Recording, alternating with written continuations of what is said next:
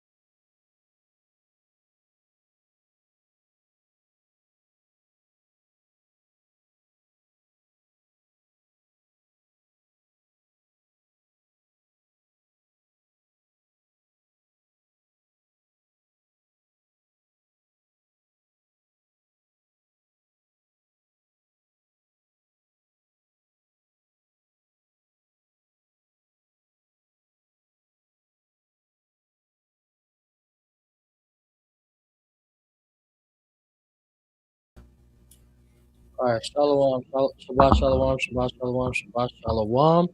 Everybody joining us. Shabbat shalom. Oh, oh, gotta turn this down. Yikes. Hold up.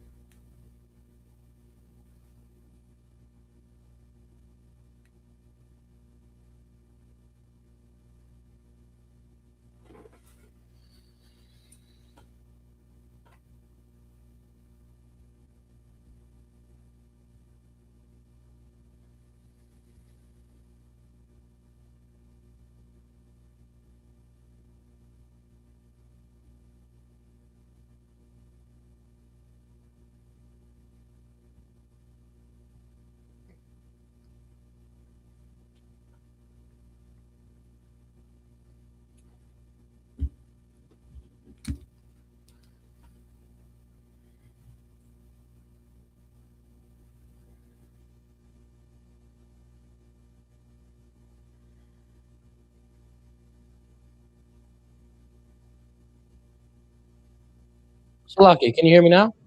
Yeah. Oh my gosh. All right, Salakia. All praise, honor, glory to Yahweh Shemi Ashah. Shabbat shalom. Shabbat shalom. It's your brother Rab Yawasap with Khan Yahawanathan. Don. And this is indeed, by the grace, the mercy, the strength of the Most High God, this is indeed another Sabbath class. This is another Sabbath class. All right. Put the T's in the chat. And for Torah, all right. I finally remember this time. Make sure you're putting the T's in the chat for Torah. That's how we start off every Sabbath class by the grace, the mercy, and the strength of the Most High God.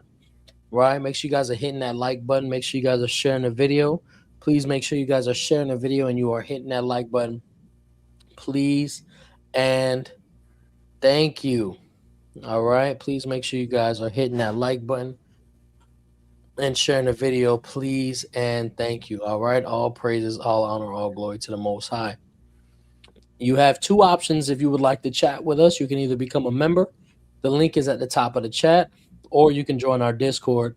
That link is also in the chat. All right. Make sure you tap in with us on Clubhouse. That link is also in the chat. We do readings every Wednesday and every Sunday by the grace, mercy, and strength of the Most High. Shout out to Brother Abiyar and Shapacha for facilitating that on a weekly basis. Also, make sure you guys are still praying for your people. Make sure you're still praying for your land. Make sure you're still praying for your land and praying for your people. Praying for physical, mental, spiritual, emotional, agricultural, financial health with stability. And please make sure you are doing so by Hashem Hamashiach Yahawashi. All right. Hold on. Nope. Where are my images? There we go. All right.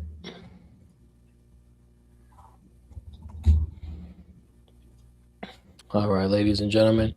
All praises, all honor, all glory to Yahweh Bashem Yahawashi.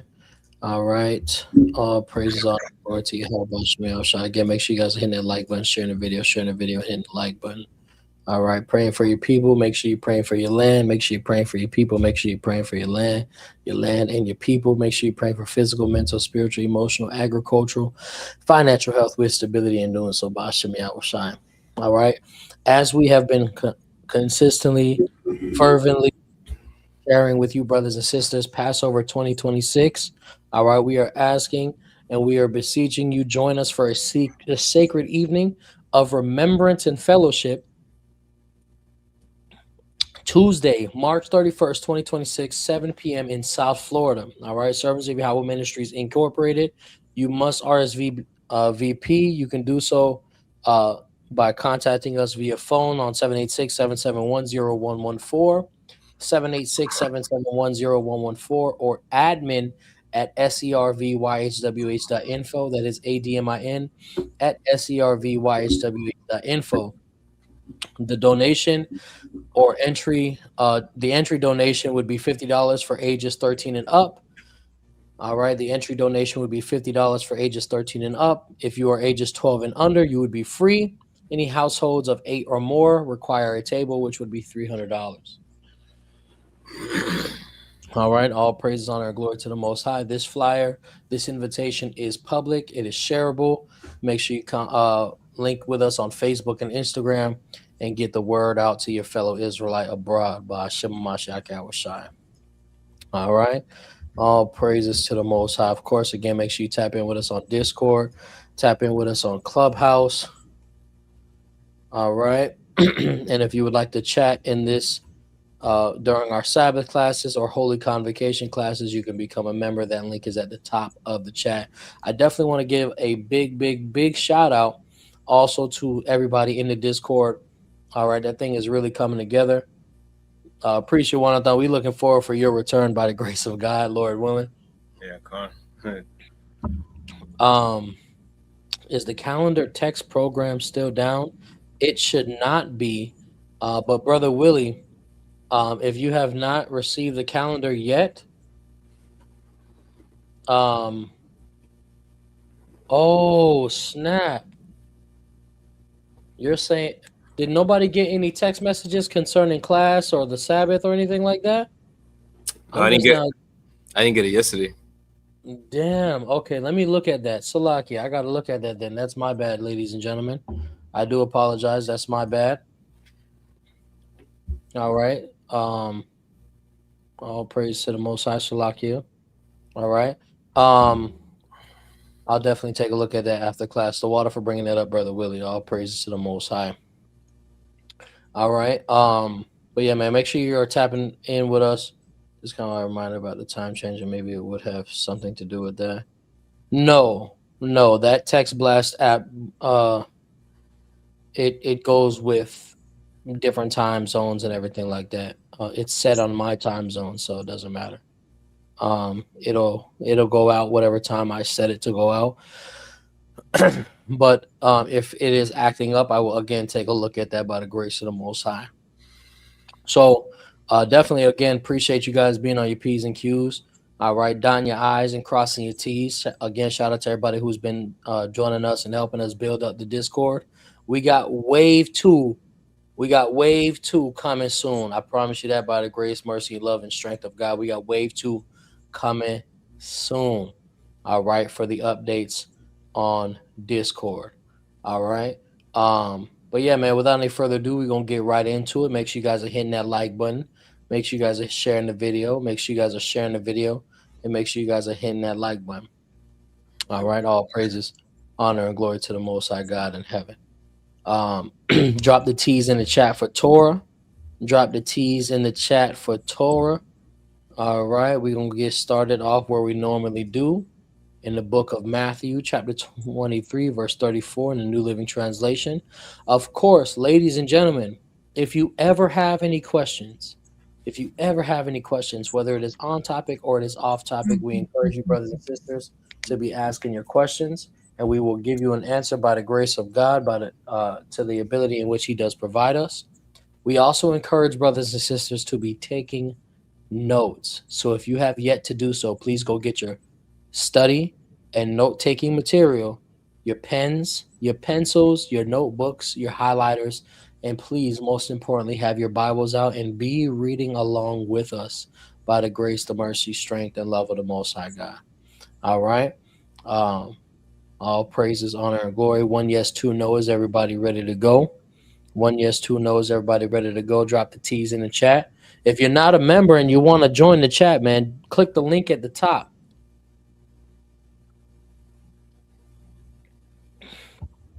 Become a member today and join us on this live Shabbat class by Hashem Yahawashi. All right. But without any further ado, let's go ahead. Let's get started. All right. This is the book of Matthew, chapter 23, reading verse 34 in the New Living Translation. It says, "Therefore I am sending you prophets and wise men and teachers of religious law. But you will kill some by crucifixion, and you will flog others with whips in your synagogues, chasing them from city to city." So, of course, we read this to identify the fact that Yahawashi did promise that He would send people that have the ability to prophesy. He would send people that have the ability to be wise and share that wisdom. He would also send people that have the office of teaching religious law or the law of Moses. And people wouldn't like it. I think that's an important part to emphasize there, is that people would not like these true prophets, these true wise men, these true teachers of the law of Moses. You understand? All praises, honor, and glory to the Most High. Shout out Sister T.R.A. in the building. Feed me righteously. Yahweh Bashem Yahweh Shai Barakatah. Want the water for your generous, your continuous, and your love and support. Keeping that $2 drive alive. Ladies and gentlemen, she did bring to my remembrance. We have upped it to a minimum of 50 super chats per live class so that we don't have to keep going back and restarting it. It can still be as low as 99 cents. All right. It's simply to help boost the algorithm and get more interaction with the video. All right, again, 50 super chats per every live class. A minimum, it can be as low as 99 cents. All right, all praise, honor, and glory to the Most High. Let's proceed to the book of Acts, chapter 15 and verse 21. Again, this is the book of Acts, chapter 15 and verse 21, also being read in the New Living Translation.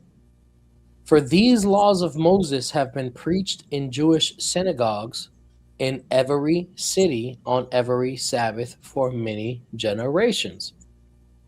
So we're going to keep this tradition going by the grace of the Most High. The fact that our ancestors, they had synagogues and that's where they taught the law of Moses on the Sabbath day. We will do the same on every Sabbath day. We have a synagogue or a place of worship.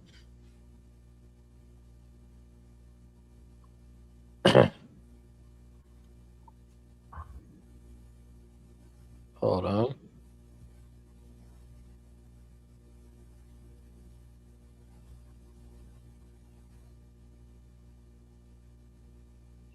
I apologize.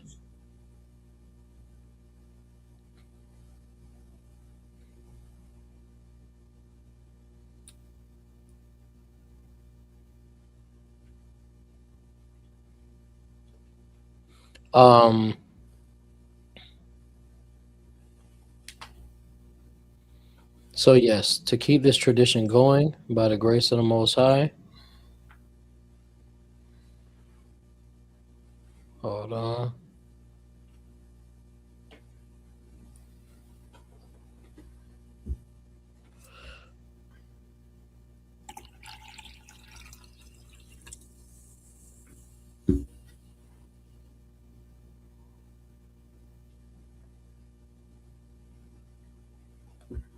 All right. Salakia. Again, we're going to keep this tradition going. We have a synagogue that the Most High God has saw fit to provide to us by Hashem Mashiach Yahawashi down in North Miami Beach, Florida. If you ever find yourself in South Florida and you would like to stop by, we would look forward to hosting. Whether it's a small gathering or you want to join us for a new moon, you want to join us for Miami Mondays, a coffee hours, or even a Sabbath class. The Miami Mondays and the coffee hours classes, listen, if you're in South Florida, join us in person, man. Join us in person. Come to the school. You know what I'm saying? Ahmataza gonna be there. Yahawanathan be there sometimes. I'll be there still sometimes. You feel me? I'm up north now, but I'm still gonna be there by the grace of the Most High sometimes. You dig? So make sure you tap in with us, man. Come in person if you're down here in South Florida. All right. So without any further ado, ladies and gentlemen, we're gonna get into the Torah now. We're gonna get into the Torah. All right. Again, drop the T's in the chat for Torah. Drop the Levite flag in the chat for Torah. All right. All praise to the Most High. May the Lord continue to bless us with these laws, these statutes, and these commandments. All right. We are continuing in the book of Numbers, chapter 31. We are still reading in the New Living Translation. Ladies and gentlemen, the priest was guided by the Most High to give us this what's the word I'm looking for? The priest was guided by the Most High to give us this this journey of reading the book of Numbers, so that we can learn our role, become more in tune with the role that the Most High God has for us, expects of us as an individual, part of a nation, right? A lot of times we hear the talk of kingdom building, and sometimes the vision is lacking of what that really looks like. Every single person, every single individual plays a role in the sustaining of the nation of Israel, man. All right. All praises to the Most High, the sustaining and the stability of the nation. So you have a job, and by the grace of God, we need to figure out what it is so that you can begin to do it. All right. Con.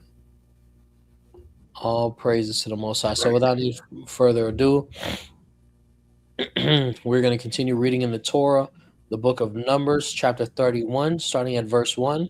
We are reading in the New Living Translation. It says, Then the Lord said to Moses, on behalf of the people of Israel, take revenge on the Midianites for leading them into idolatry. After that, you will die and join your ancestors. So there was a point in time where we read during with what's his name? Eleazar, right? Con. Eleazar the priest. He unalived an Israelite and he unalived a Midianite woman because they were attempting to persuade the Israelites to go into idolatry. So now the Most High is telling Moses, on behalf of the children of Israel, it's time to take revenge on the Midianites for leading them into idolatry. Now, these are the things that we have to remember when it comes to when it comes to people who posit the fact that individual non-Israelites have the ability of repentance.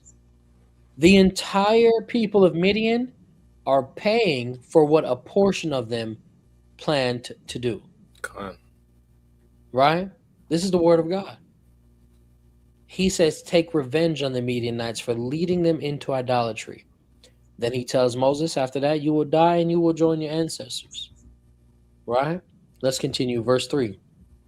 So Moses said to the people, choose some men and arm them to fight the Lord's war of revenge against Midian. And notice, this is called the Lord's war. Con. Right? Because it's the Lord's plan. Right? Verse 4, from each tribe of Israel, send 1,000 men into battle. So they chose 1,000 men from each tribe of Israel, a total of 12,000 men armed for battle. Right? This kind of reminds me of the 144,000 a bit. Yeah. It says, then Moses sent them out 1,000 men from each tribe, and Phinehas, son of Eleazar. Oh no, it was Phinehas that murked them. Yeah, it was Phineas. Salakia. It was Phinehas that murked the Israelite and the Midianite woman. Yeah. Right? So verse 6, then Moses sent them out 1,000 men from each tribe. And Phinehas, son of Eleazar, the priest, led them into battle. They carried along the holy objects of the sanctuary and the trumpets for sounding the charge. Salakia.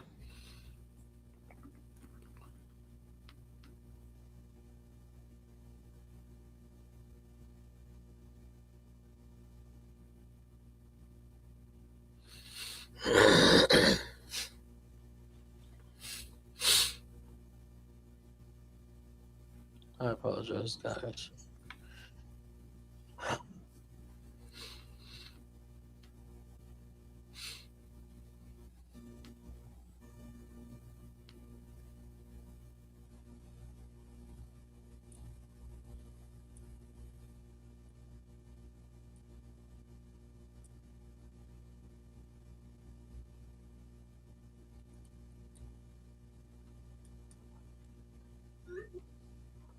Salakia.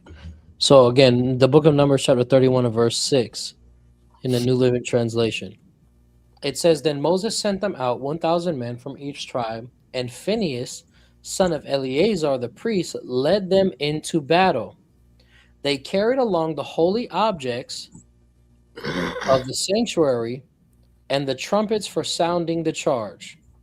They attacked Midian as the Lord had commanded Moses, and they killed all the men. All 5 of the Midianite kings, Evi, Rechem, Zur, Hur, and Reba, died in the battle. They also killed Balaam, son of Beor, with the sword. What the heck? Then the Israelite army captured the Midianite women and children and seized their cattle and flocks and all their wealth as plunder. They burned all the towns and villages where the Midianites had lived.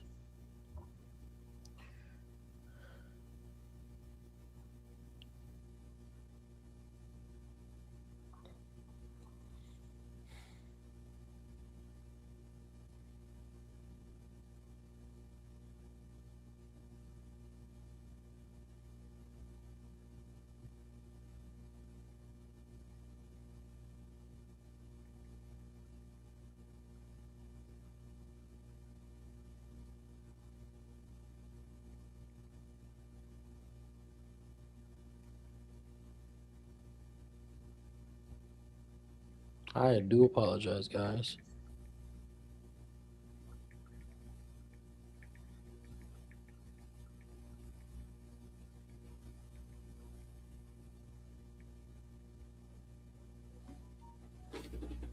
Salakia again.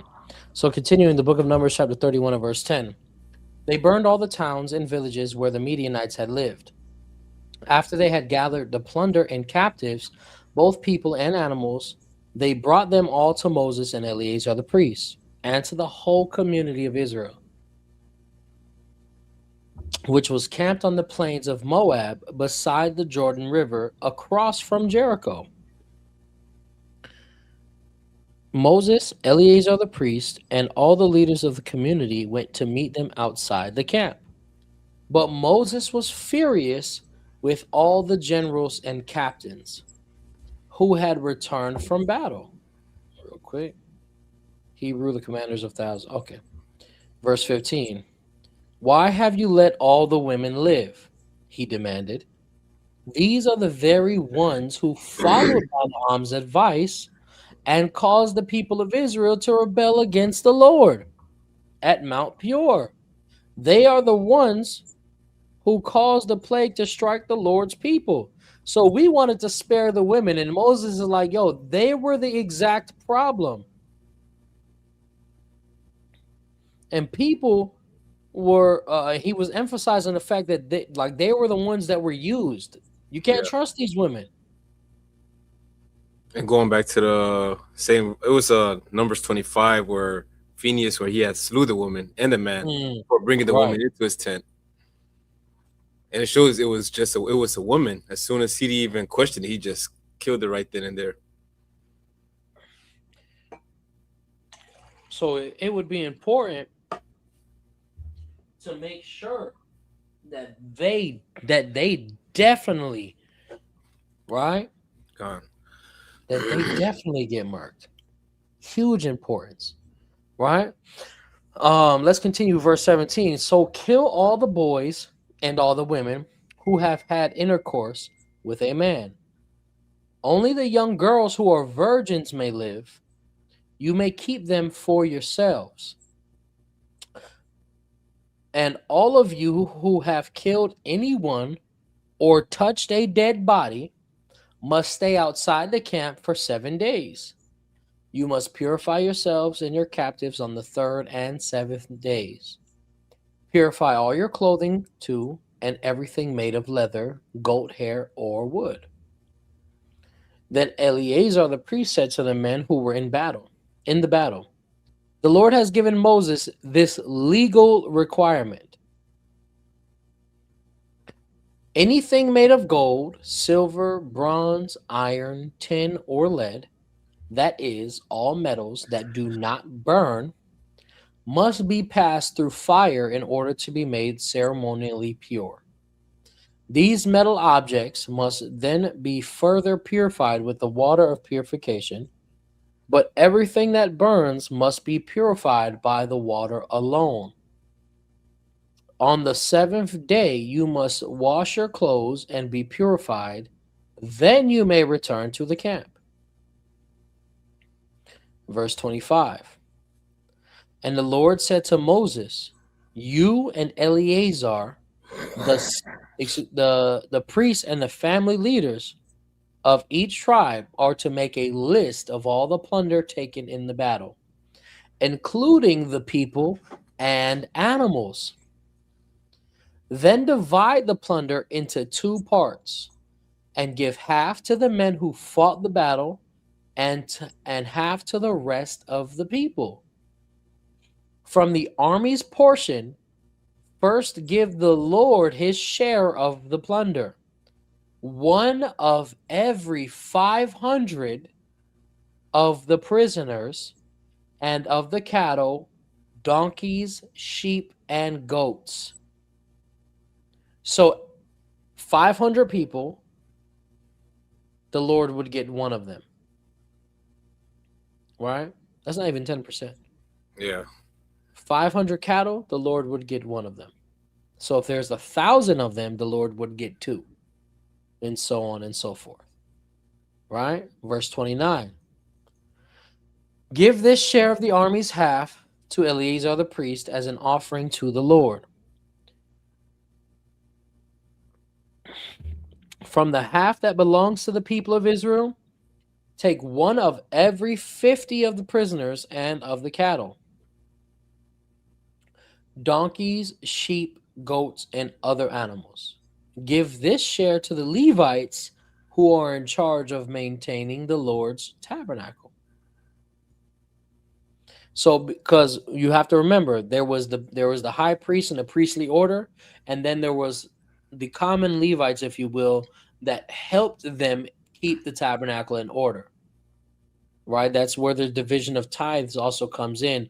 It was to help support the Levites that were attending to the priests.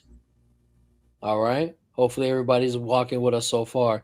This is what we read. That's why it's important that we look at the footnotes, etc., and we look at the parallel and cross-reference the verses so that we can understand where things are being executed, where things are simply being explained.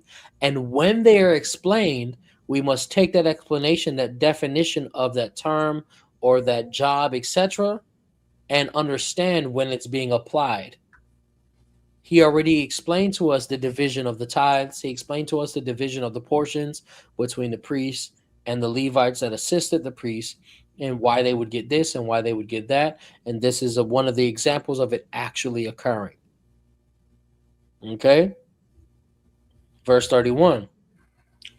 So Moses and Eleazar the priest did as the Lord commanded Moses. The plunder remaining from everything the fighting men had taken totaled 675,000 sheep and goats, 72,000 cattle, 61,000 donkeys, 32,000 virgin girls. Verse 36. Half of the plunder was given to the fighting men. It totaled 337,500 sheep and goats, of which 675 were the Lord's share, 36,000 cattle, of which 72 were the Lord's share, 30,500 donkeys, of which 61 were the Lord's share, and 16,000 virgin girls, of whom 32 were the Lord's share. Moses gave all the Lord's share to Eleazar, the priest, just as the Lord had directed him. Verse 42. Remember, so Eleazar, he's the acting high priest as a son of Aaron. So whatever is considered the Lord's belongs to him. God. That's why the other Levites would get from the people's portion. And remember, you always have to give the best. They couldn't just give any old thing. Right? Hopefully everybody's following along. 1 yes, 2 no. Verse 42. Half of the plunder belonged to the people of Israel, and Moses separated it from the half belonging to the fighting men. It totaled 337,500 sheep and goats, 36,000 cattle, 30,500 donkeys, and 16,000 virgin girls. From the half share given to the people, Moses took one of every 50 prisoners and animals and gave them to the Levites, who maintained the Lord's tabernacle. All this was done as the Lord had commanded Moses. So this was basically we were commanded to destroy the Midianites. We destroyed them, right? And now we're splitting everything up, right? We're taking everything that rightfully belongs to us. All right. Shout out to the brother Tazia. All right. All praises, all honor, all glory to the Most High. Yahawanathan Ban Lawya for your generous and continuous and loving support.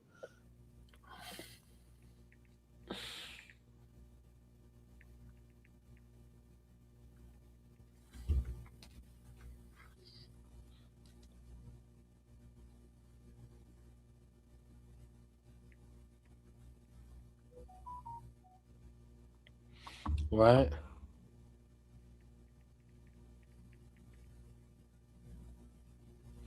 All praises.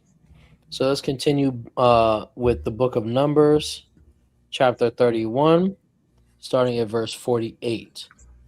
All right, we're continuing in the book of Numbers, chapter 31 and verse 48, still reading in the New Living Translation.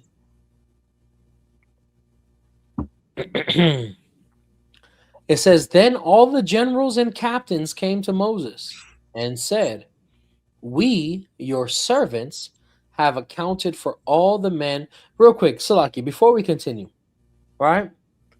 I want to show something, right? On a very basic level, who can tell me what they just did? On a very basic level, who can tell me what they just did?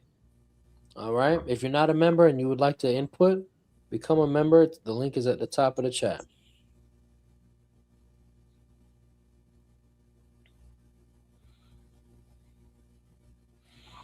Right.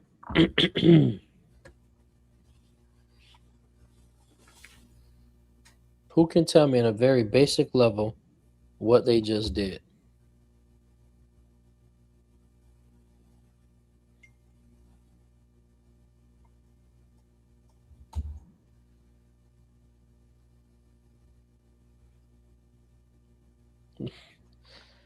Chief Sister Melina, Brother Magan Israel, anybody?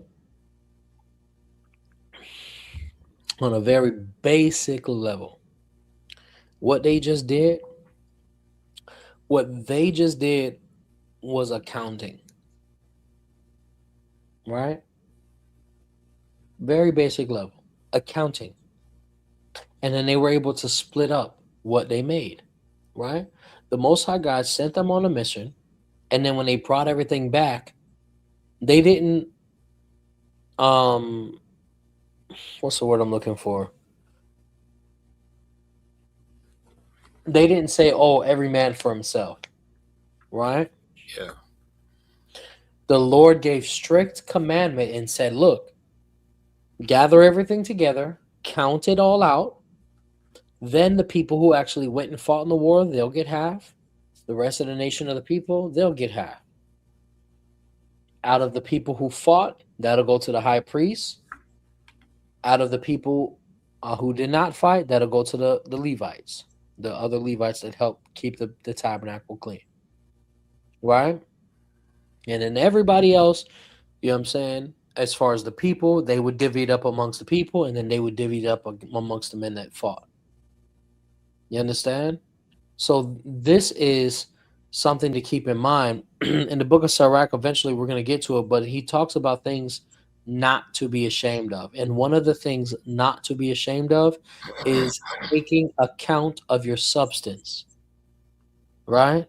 Taking account of your substance. There's something that mommy always sends to us is that she's not afraid to talk about money. Right? So we also must not be afraid to talk about money, whether it's someone who owes you money, whether it's you needing money, whether it's most importantly, when it's time for you to give money. right? I think time and time again today, people have made talking about money so delicate. Like, oh no, I don't want them to be offended. I don't want them to think I'm, this, that, and the third. You see what I'm saying? But we must become comfortable with talking about money with each other and know that it's coming from a genuine place of I am looking to talk with you about this because it is important and we need to talk about it instead of putting it off. You see what I'm saying? Uh, Right? This is extremely important, and we see that this is exactly what the Most High God did here. Okay?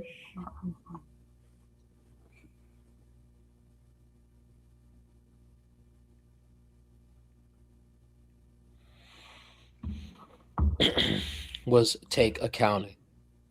Okay? So without any further ado, let's continue now. This is the book of Numbers, chapter 31. We're going to continue reading from verse 48 in the New Living Translation.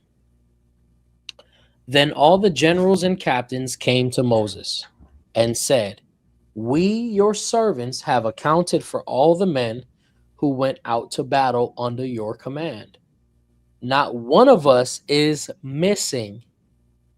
Now, I'm going to read this in the KJV because I think this hits a little bit better in the KJV, right? The KJV says, and there lacks not one man of us, right? So this is demonstrating the fact that nobody was missing, and I also like the fact that none of them were lacking, none right? of It them says, died.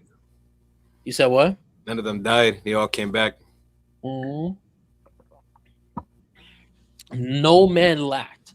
Everybody was staying on their job. Everybody understood the mission, God. right? Let me see what another trend. Let me see what the AMP say. Yeah, same thing. Okay, right. So continuing verse 50, it says, "So we are presenting the items of gold we captured as an offering to the Lord from our share of the plunder: armbands, bracelets, rings, earrings, and necklaces. This will purify our lives before the Lord and make us right with Him." In the footnote, it says, "or will make atonement for our lives before the Lord." Right? Verse 51. So Moses and Eleazar the priest received the gold from all the military commanders, all kinds of jewelry and crafted objects. In all, the gold that the generals and captains presented as a gift to the Lord weighed about 420 pounds. That's a lot of gold, Yeah. right? In the Hebrew, it identifies 16,750 shekels or 191 kilograms. Verse 53.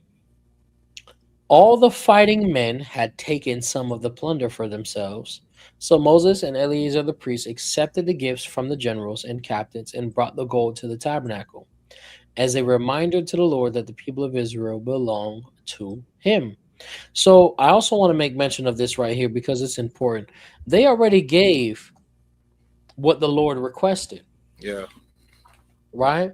So for all intent and purposes, for those of you reading the book of Leviticus with us on the clubhouse, right? When we get to talking about the free will offering, right? This was a voluntary thing they did. And the purpose was to make them right with the Most High God. They were looking to show appreciation, and you can tell because they said they started off with the fact we all made it back. None of us are lacking. Yeah. The Lord blessed us. We want to show him how much we appreciate that. And they got an increase from the two. They won the It, war and they got extra from it. mhm. The Most High gave him a solid lick. He said, "Yo, I'm gonna put you on the Midianites." You know what I'm saying? So they gave the Most High God his portion, and then they gave him even more that would be considered a voluntary or a free will offering because nobody told them to do it. They didn't have to do it, Yeah. right? This is where the concept of giving willfully or giving cheerfully comes in, right? You already know the bare minimum is 10%. Whether you make $10 a week and you give $1 and then $20, $2, what have you, right? You can give more as a voluntary thing or a free will thing. That was something that was happening quite a bit during the time of the tabernacle and even when we got the temple. You understand? There is more than one way. That's why when we read the Malachi chapter 3, we know that that's obviously dealing with tithes and offerings. We also have to look at it spiritually and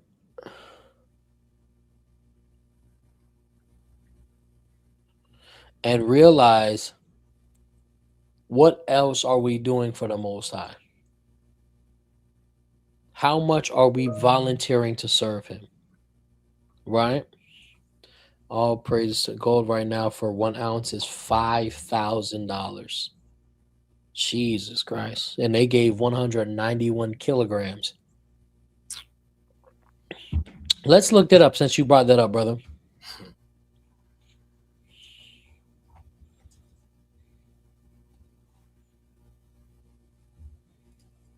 So that would be 6,737 ounces, right? Let's do that times 5,000, right? Everybody walking with us so far? 1 yes, 2 no. 1 yes, 2 no.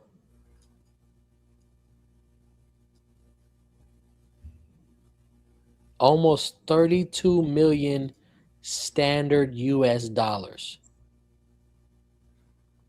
The Israelites won a war and basically today would have translated to $32 million, right? And The it'll most. show. Go ahead.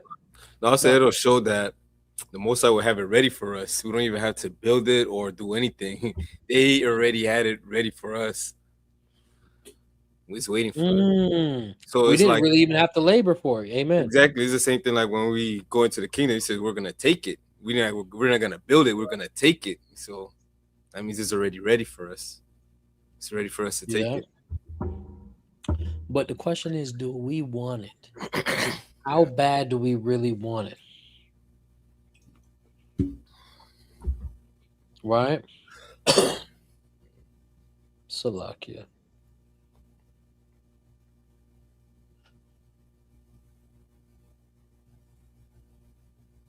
And the Midianites, that's the Canaanites. They're the ones that's always gold mining, diamond mining, always finding jewels. Yeah, that is true. So imagine how much precious stones they have.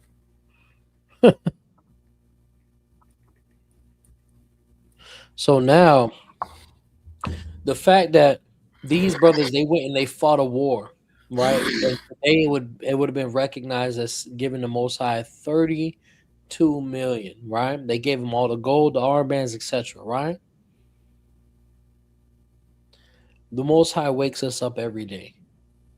The Most High God gives us breath every day so far. He did it again today. He gives us more and more insight, more and more revelation, more and more knowledge, right? We're asking Him to increase our patience, increase our faith. Are you willing to give $32 million worth of your time, $32 million worth of your effort, $32 million worth of your prayer, right? Y'all thought I was going to ask you to sow a $32 million seed, huh?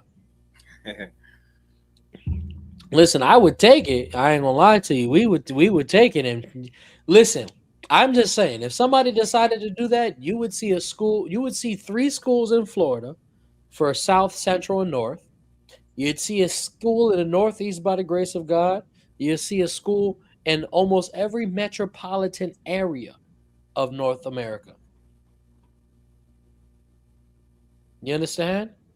International.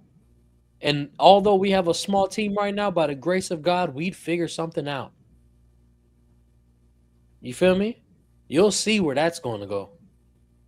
Right?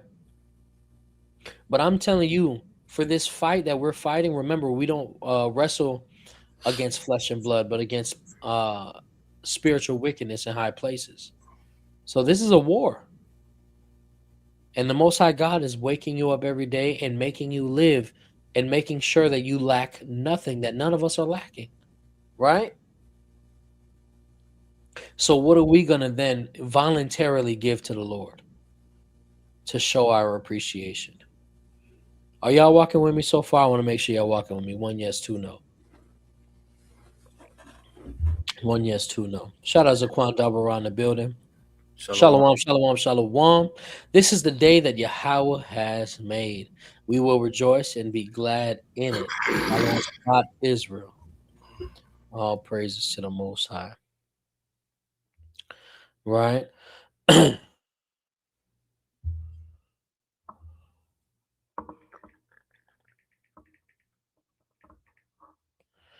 Lord have mercy.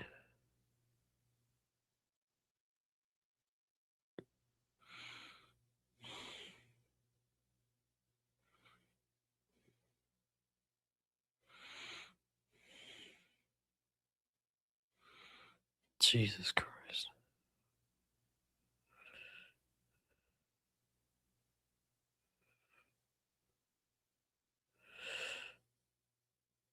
Okay, found it. Huh. Lord have mercy. Salakia.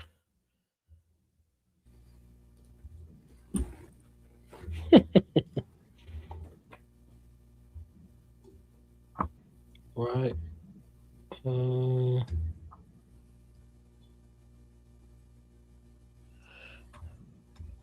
All right, so all praises, all honor, all glory to Yahweh Shemi Shai. We're going to transition now over to the wisdom portion. We're going to transition now over to the wisdom portion. All right. Put the dubs in the chat for me. Baba Kashawat the water, please and thank you. Put the dubs in the chat for me. Baba Kashawat the water, please and thank you. All right.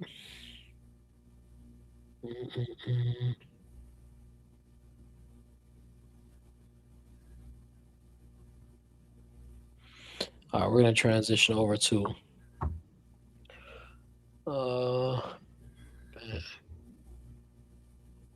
Salak.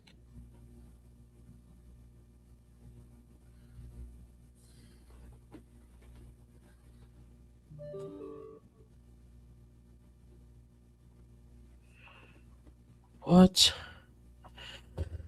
Huh. All right, Khan. Let's go ahead and spam the dubs in the chat for the wisdom portion. Shout out to Mommy keeping that $1 drive alive. How about Shemi Shabbat throw out the water for your generous, your continuous, your love and support.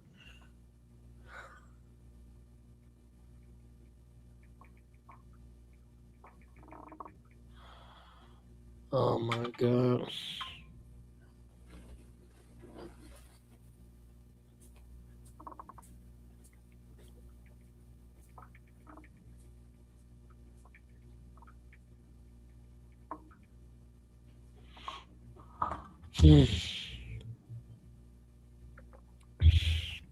All right.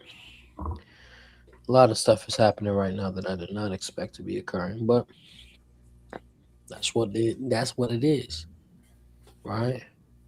We are built for this by Shemi Shah. Shout out to everybody joining us, man. Hit that like button when you get in here. Share the video when you get in here. Share the video and hit that like button, Baba Kashawat the water. All right. That was a powerful chapter in the Torah, man. That was a powerful chapter in the Torah. Time to reflect. And now we only have chapter 32, 33, 34, 35, and 36. So we got 5 chapters left to read in the book of Numbers. My favorite verse was 49. You know what it says? We all came back. Or the one that says, none man lacketh. Yeah. Where they all came back alive. Mm-hmm. It basically shows you the Most High was with them the whole time because he commanded them to go to war, not to die, to take all the spoils. Right. To take everything. The Most High God. And notice, excuse me, because ultimately, right, we have to realize the Most High God, excuse me, sorry. The Most High God, He's the one that told us to go and do that in the first place. Right? So now, the greatest way to do it is to realize that focusing and basically exactly what the theme of reading this book is, figuring out our role. And remember, they only took 12,000 total men. Mm-hmm. They only took 12,000 people. It wasn't like they took a whole slew of people. They had hundreds of thousands of men that could go to war. Remember, we read that in the beginning of Numbers. But they only took 12,000. Right? So there's a lot of things even just to get to from this chapter. Lord God, Salakia, guys.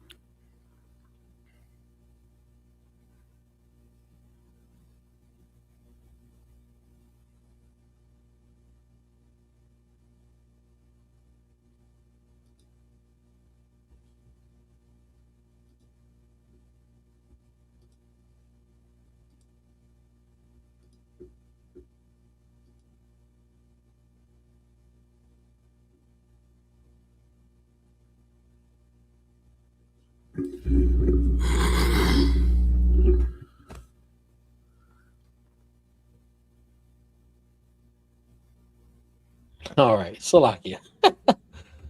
Hope all is well. Yes, definitely send up some prayers, Bible Show. I thought of some stuff that is happening. I did not expect to be happening right now. But yeah, man, all praises, honor, and glory to the Most High. We're gonna transition again, like I said. So, if you are just now joining us, please, if you have any questions, feel free to ask your questions. Also, we encourage brothers and sisters to be taking notes. So, if you have yet to do so, go get your note taking material, study taking material, etc. All those things. All right, so that we can make sure that we're reading along. Please also make sure you got your Bibles out. By God, have your Bibles out, please, and thank you. All right. All praises, all honor, all glory to the Most High God. We're going to be continuing in the book of Sirach, also known as Ecclesiasticus, in chapter 31. We're going to continue reading in the book of Sirach, also known as Ecclesiasticus, chapter 31. Right? And remember the theme of the book of Sirach. also known as Ecclesiasticus. This is your young man taking his time to culminate a book from his grandfather, his father, and his own experiences and share that wisdom with his people. All right. All praises, honor, and glory to the Most High. Without any further ado, brother, you can go ahead. And notice, I ain't gonna lie, Salaki, because of what I mentioned about what mommy said about the fact that brothers and sisters tend to have an issue talking about money. Look at the title of today: Problems Caused by Money. Money, if used improperly, can cause problems. What's that? Biggie song? More money, more problems. Yeah. Right? That's when the money is dirty money. Sees Diddy. Dirty money causes problems, not money. Dirty money causes problems. You understand? The root of all evil isn't money itself, it's the greed of money. It's the worship of money. That's what the problem is. It ain't the money. Right? Well, go ahead. Ecclesiasticus chapter 31, verse 1, in the Good News Translation. Worrying about money will make you lose weight and lose sleep. Worrying about business will keep you from sleeping just as surely as a serious illness does. Rich You see people. that? Salakia. Worrying about money will make you lose weight and lose sleep. That's not healthy. That's just not healthy. Remember this, that Yahawanathan Ahmataza and myself, we've told y'all, even if the bank is in the negatives, if the bank is zero, the Most High God can bring money out of anywhere. The earth is His and the fullness thereof. There's another thing I'm gonna share with you that I learned with that the Most High taught me through Zaquan Dawara. Is the easiest way for God to show His hand is in numbers. The easiest way for God to show His hand is with numbers, right? I get money. Money is my life. 50. That's right. See that? Now, also, says Amariah. So now, I'm going to also say this, though. And I'm going to say it very blatantly. I'm going to say it so directly. If you are failing to monetarily support a ministry that you think is backed by the Most High God, and then you find yourself always asking yourself, dang, why I ain't got no money? Dang, why I ain't got no money? Why is all my money going away? That's because the Most High God is still taking it because you're not giving it. You know, it's funny because we just read how the generals and the chief gave to the priests because they wanted to make it right. Right. They didn't want to take it. They gave extra out of their portions. They didn't have to, but it says a lot because they're supporting the ministry. It's not they're not doing it for themselves. They want better for the community.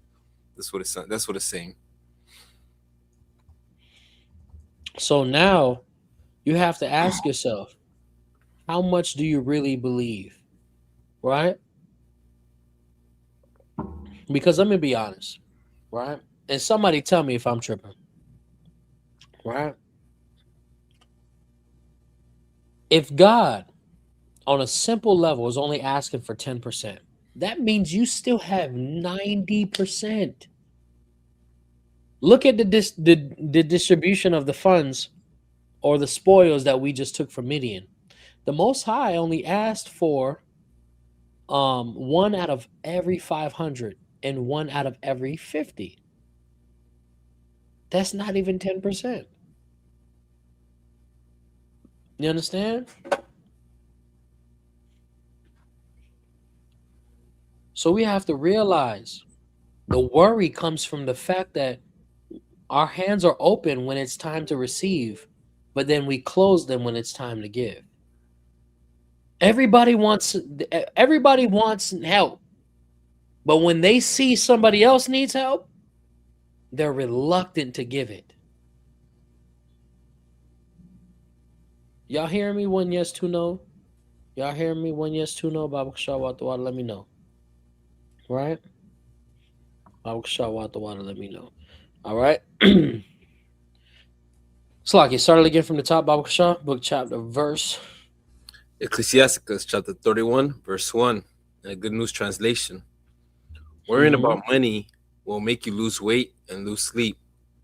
Worrying about business will keep you from sleeping just as surely as a serious illness does. Mm-hmm. Rich people work hard to make a lot of money.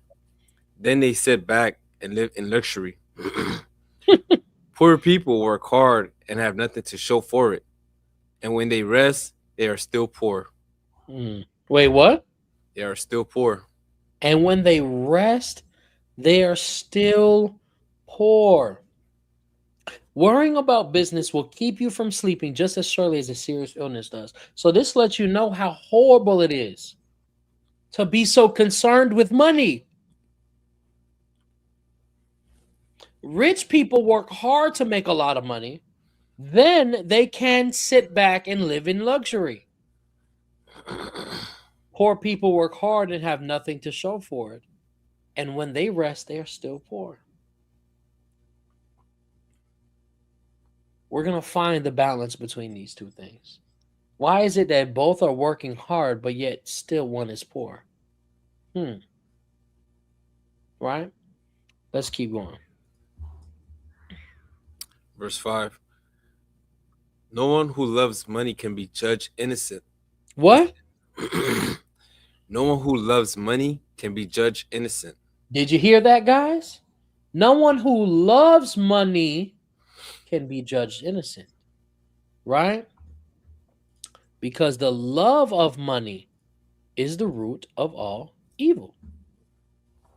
If you love money, can you love anything else? Probably not. You see what I'm saying?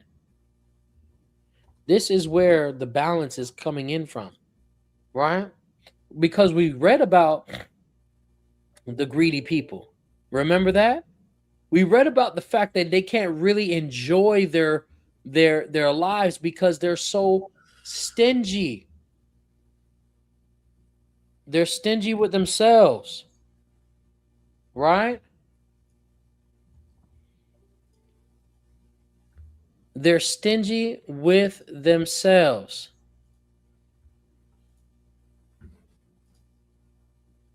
That's what we have to realize. Right? Keep going. Salakia. Yeah, because money, if anything, the more money you have, the more you start to seek validation, and then you start to get, I say, lovers of themselves. It's like you just love yourself too Right. much. So it's like the more money now, it's like you can't even, you don't want to turn back because now it's going to be hard for you to love anybody else because now you have probably received so much love or fake love when you didn't have any money.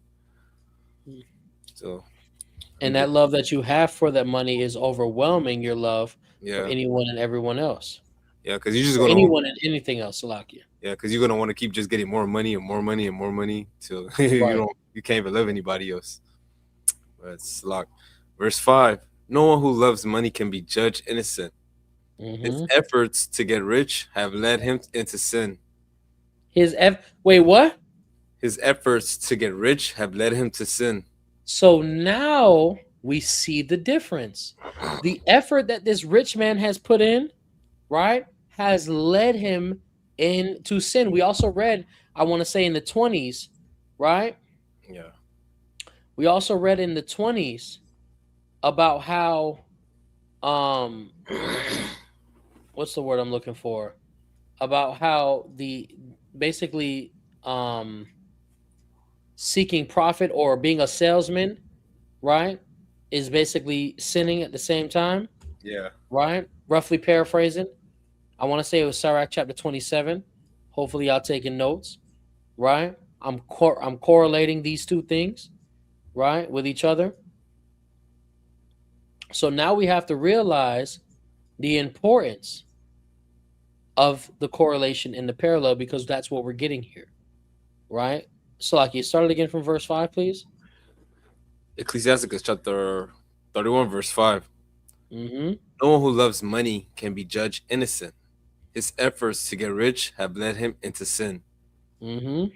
Many people have been ruined because of money, brought face to face with disaster. Money is a trap for those who are fascinated by it, a trap that every fool falls into. A trap that every fool falls into. Now, I want you guys to also pay attention to this real quick. In the book of Ecclesiastes, it calls money a defense. Con. So why is money so excuse me, spoken about so negatively then in today's world, especially by people who tend not to have it? People tend to blame the thing rather than the people, Yeah. right? It's like blaming the gun and not the person. Literally the same exact correlation I just came up with. The gun, right? But still, so now this is what I'll say, because we're also reading the book of Numbers, and it teaches it when as we go over the different sacrifices that we're supposed to give daily, monthly, annually, it teaches us to be a good steward of our substance. And I'm going to go back and I'm going to say the same thing again about if you are someone failing to give to any ministry you claim. Remember, I said you claim to be backed by the Most High God, and you're failing to give what is expected of you, what would be expected of you by God, by the prophets, by Yahawashi, by the disciples, and by the apostles. You're failing to give that. That speaks to your own testimony. There's a saying, a modern saying that goes, put your money where your mouth is. How much do you truly believe it? Right? So pay attention.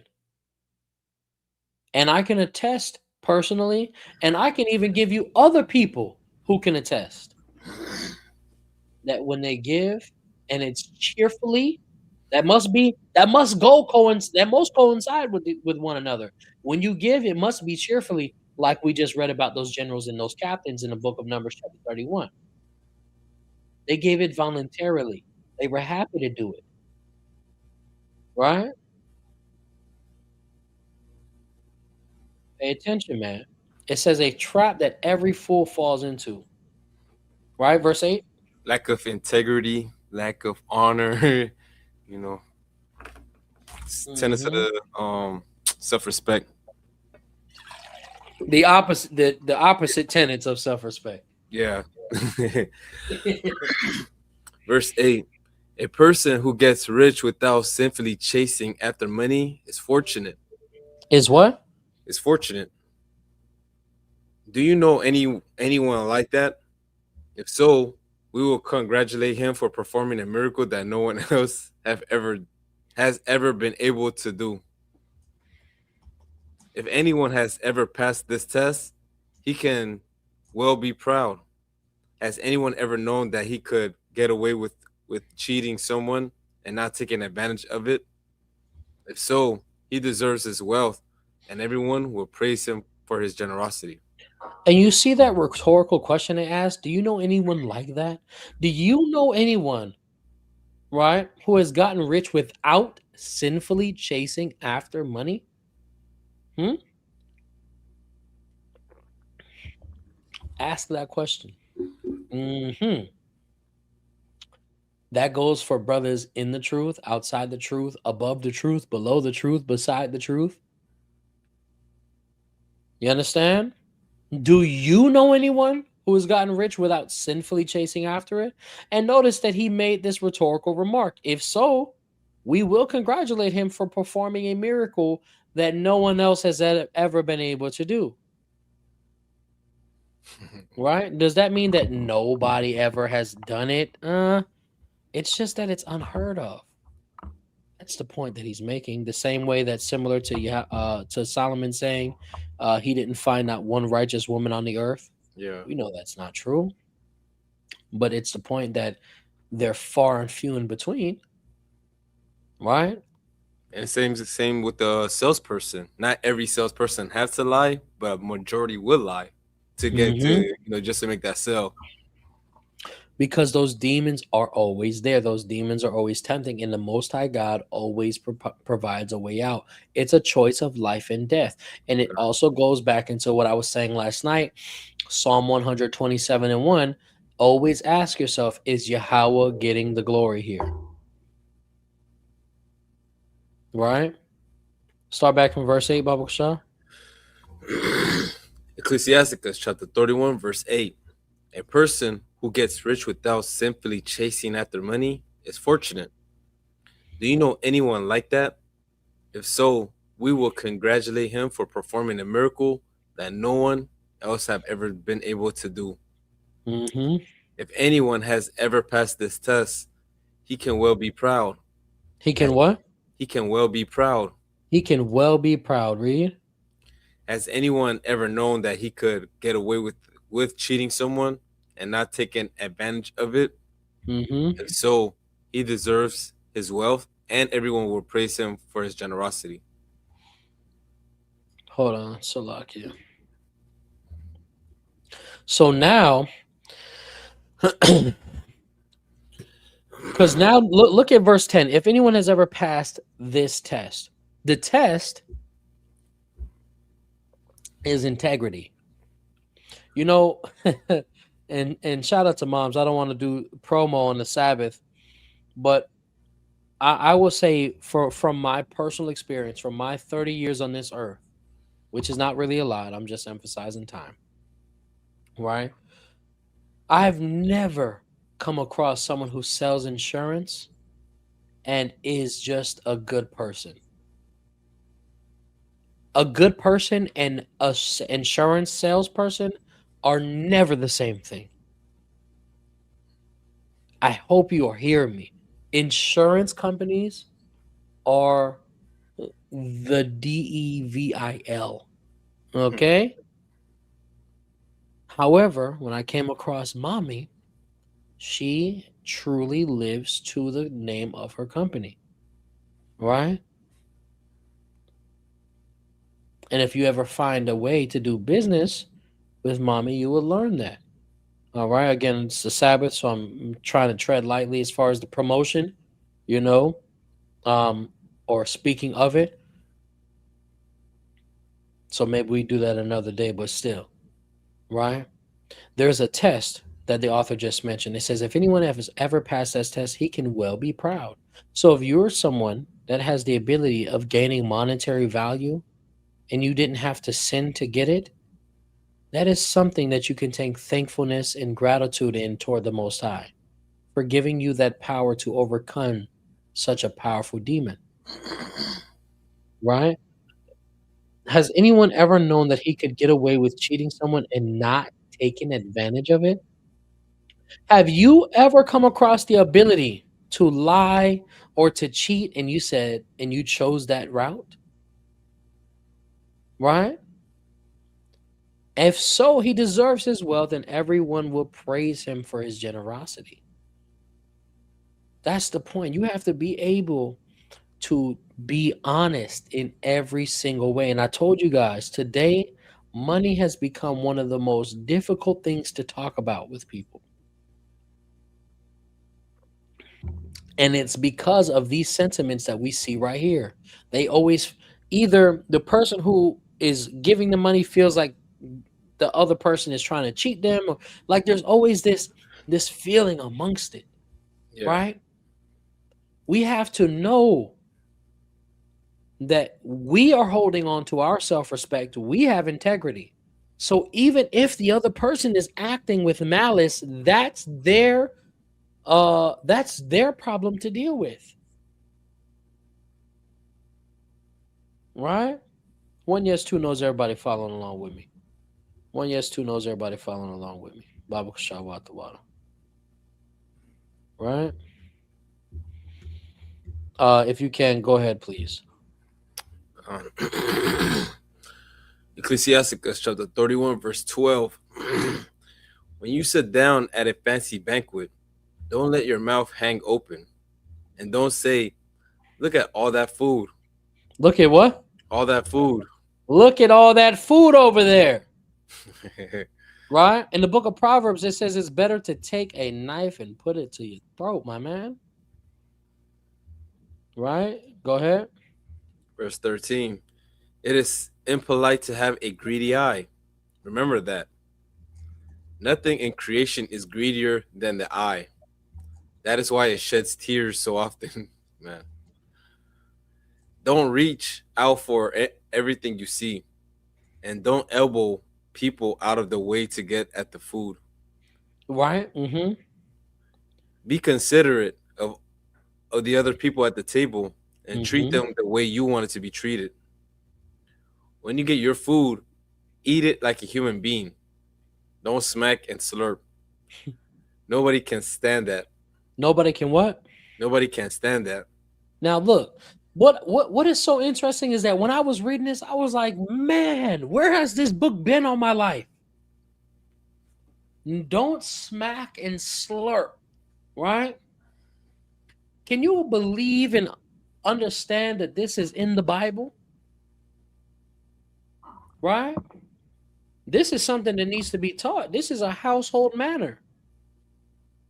Right? This is this is home training, as we would call it. Right? That's what this is. That's what he's talking about. It's home training. And also, look at it says behavior at dinner parties, right? Do you understand that this is the opposite of any Thanksgiving dinner? So now you can see the spirit behind a Thanksgiving dinner is obviously demonic. Any Christmas dinner, any Easter dinner, because these spirits dwell in those places, right? This is teaching you to have decorum. This is teaching you, who can guess it? The fruit of the Spirit. Who can tell me what fruit of the Spirit this is ultimately teaching? And yes, Brother Willie, I definitely agree with you. I believe a lot of us, Israel, have a toxic relationship with money. Indeed, we do. Right? Indeed, we do.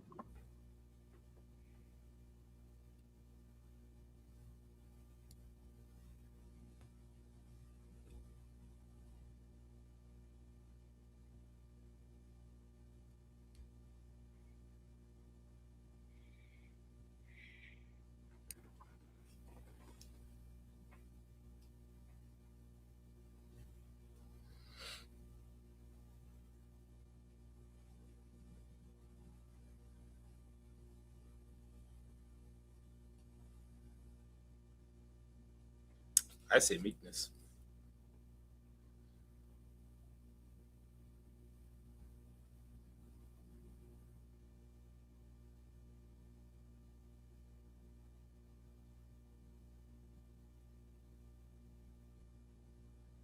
There we go. Brother Magan Israel got it. Meekness is one of them, but I'm talking about especially with the fruit of the Spirit that we dealing with right now. Mm. Right? The author of Sirach, right? That's ultimately self-control. In order to maintain the meekness that you would need at a dinner party, in order to maintain that goodness or that patience at a dinner party, you must have self-control. In order to look at all the food on the table and not even think in your mind, man, look at all that food. Yeah. In order to not rush to the front of the line, not push people out of the way, that all takes self-control. And um, will be fueled by your goodness. It'll be fueled by your kindness. It'll be fueled by your meekness. Right? Mommy says, remember that money is a servant. When your servant becomes your master, you have a big problem. That's a fact. When your servant becomes your master, you have a big problem. Right? I used to hear the saying when I was younger. And not even when I was younger, like Haitians be saying it. You make money, don't let money make you. Good. Facts. Because when they say that, that means you letting money control you, and you have a problem because you're not even you're just surviving now. Right? So, and in case anybody is really missing it, right? In case anybody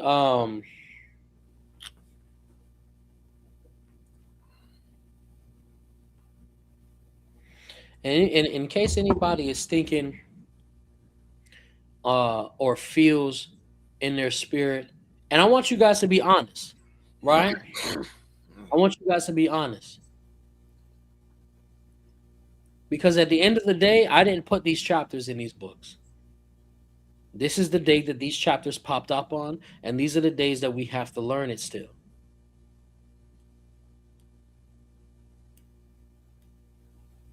If you feel like, oh, Rob's talking as a Christian pastor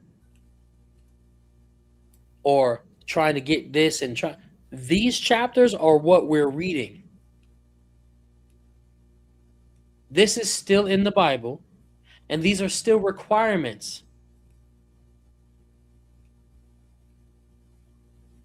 This is exactly what Sirach is talking about.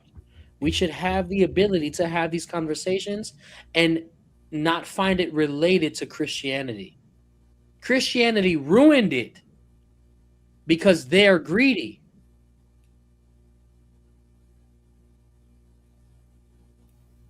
Christianity ruined it because they're not teaching the truth. That doesn't make it less of a requirement. And I hope you guys are hearing me. And let me also say this. By the grace, mercy, strength, and the love of God, I would never tell you to do something I wouldn't do myself first. I told y'all that last night. Anything that Ahmataza, Yahawanathan, and myself ever attempt to correct someone else on, we have told ourselves about it first and corrected ourselves about it first. Mommy and pops and mommy always say, "To me first, Father." So let me know if you're still walking with us. 1 yes, 2 no. 1 yes, 2 no. You still walking with us? Let me put the poll in the chat. All right. Shout out to everybody joining us. Make sure you guys hit the like button, share the video, and hit that like button. You feel me?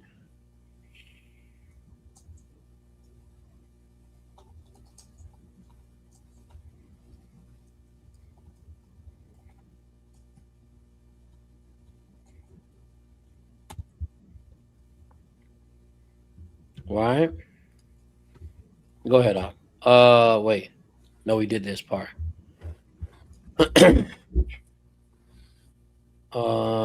Start from 16. God. Ecclesiasticus chapter 31, verse 16. When you get your food, eat it like a human being. Don't smack and slurp. Nobody can stand that. It's good manners to be the first to stop eating. Stuffing yourself is offensive. If there are many people present, don't try to be the first to be served. A little bit is plenty for anyone with good manners. Besides, you won't be short of breath when you go to bed. People who eat too much get stomach aches and cannot sleep. If you don't overeat, you can get a good night's sleep and wake up early the next morning feeling fine. Look at Chief Sister Tanya. Look at her. Look at her. Look at her. Looking at. Oh my God. Why am I smacking right now? Shout out to this sister, man. Love you, Chief Sister Tanya. Right? All praises to the Most High. Now, real quick. Remember, I told you guys, or we've told you guys, it may not be in the Torah. Right? If it makes sense, and I've always told you guys that if we can find the word of God affirming what is said in a wisdom book, it really makes it that much better. Right? So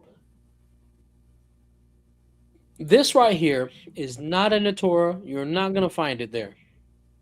Right? As far as these particular advices. Right? That doesn't make it any less what's the word I'm looking for? Necessary as far as behavior.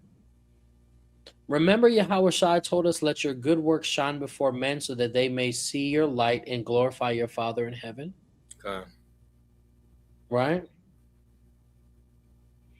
When you have good manners, even outside of the Torah, outside of the regulation of the Torah, this is how you can further glorify your Father in heaven.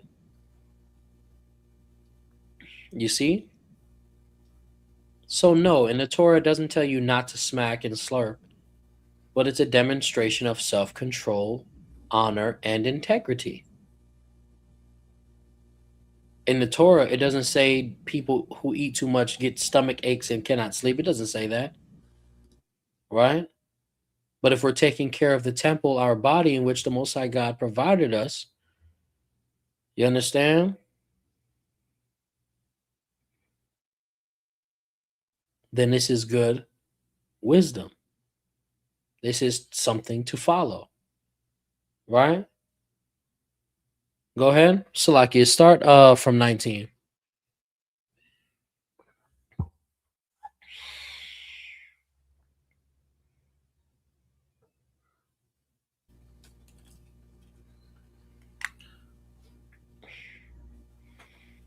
You good? Oh yeah, yeah. Okay. God. Verse 19 whenever you're ready. All right. Ecclesiasticus chapter 31, verse 16. When you get your food, eat it like a human being. Don't smack and slurp. Nobody can stand that. It's good manners to be the first to stop eating. Stuffing yourself is offensive.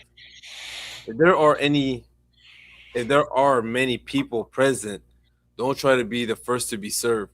A little Mm-hmm. bit is plenty for anyone with good manners. Besides, you won't be short of breath when you go to sleep. It's like a bed. Right? People who eat too much get stomach aches and cannot sleep. If you don't overeat, you cannot you can get a good night's sleep and wake up early the next morning feeling fine. Mm-hmm. But if you do get a stomach ache from eating too much, go off and vomit, and you will feel better. My child, if you listen to what I'm saying and put it into practice, one of Mm-hmm. these days you will thank me for it. Be You will moderate. think you will thank him for it, Mhm. right? My child, if you listen to what I'm saying and put it into practice, one of these days you will thank me for it. That's what the elders tell us all the time. Well, mommy says it a little bit different. Mommy says, look, if you want to piss away the The council. counsel, that's up to you. You can Mhm. piss it away, but you will regret it. And when you practice the wisdom that is given to you, you're going to be thankful for it, Because right? it's showing compassion for the other person.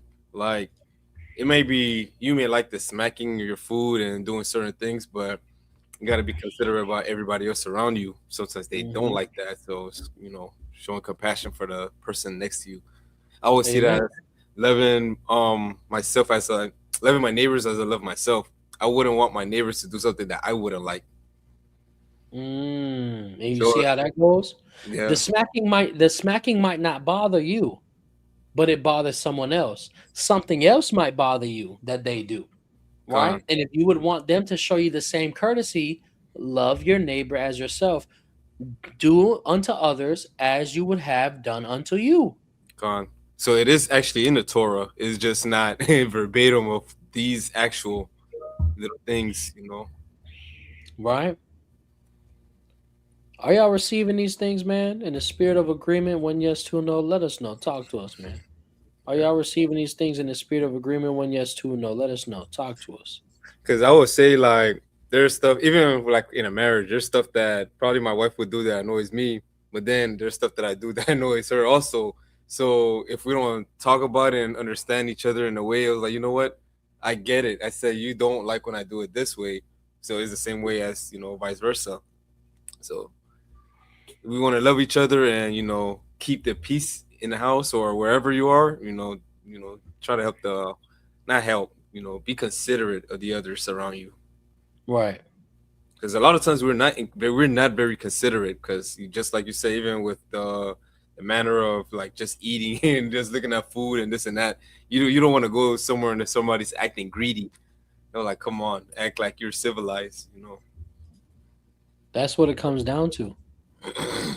That's what it comes down to. It's having the ability of kindness, goodness, compassion, love, joy, all the fruits of the spirit. Right? Let's continue. Verse 22 from the top. Verse 22, my child, if you listen to what I am saying and put it into practice, one of these days you will thank me for it. Be moderate in everything you do, and you will never get sick. People appreciate a generous host, and he deserves their praise.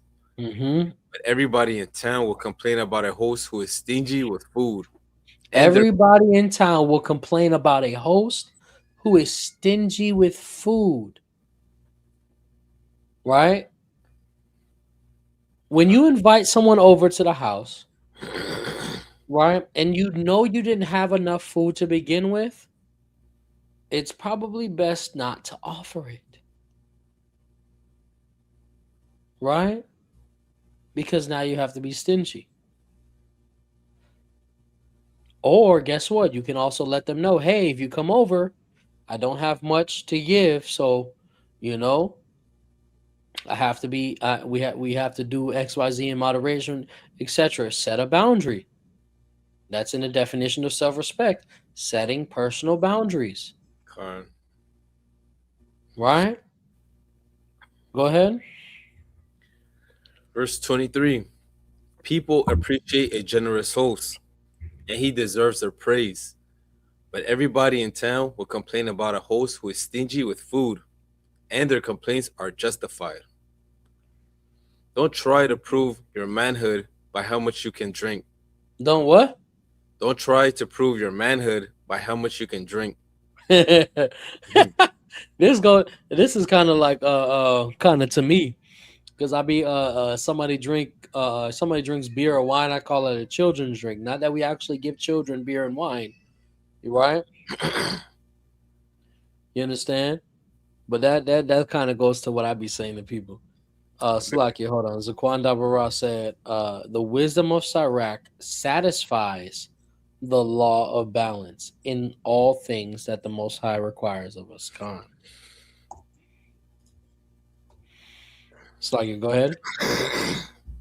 Verse 25. Don't try to prove your manhood by how much you can drink. Wine has been the ruin of many. Wine has been the ruin of many. And matter of fact, even in I want to say First Ezra's, First Ezra's, right? With Zerubbabel, him and two other people, they wrote three things under a king's pillow to determine what was the greater power. One wrote king, excuse me, one of them wrote the king, one of them wrote wine, and one of them wrote women and then the truth, right? Which was Zerubbabel. Zerubbabel is the one that wrote women and then the truth, right? So, and they go on to explain how wine is such a destroyer of men, right? And how it continues to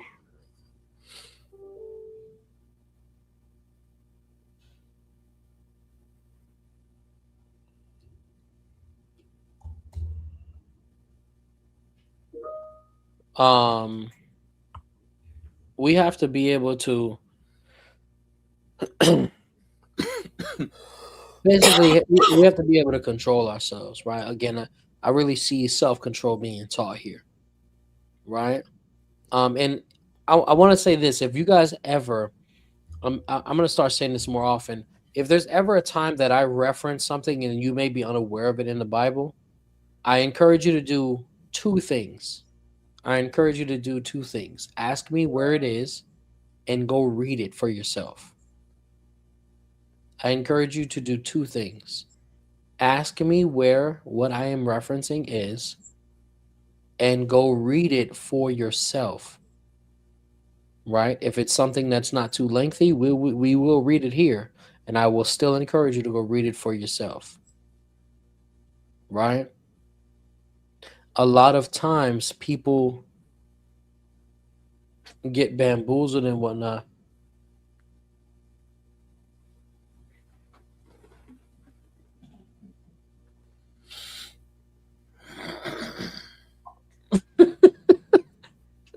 I was enjoying it.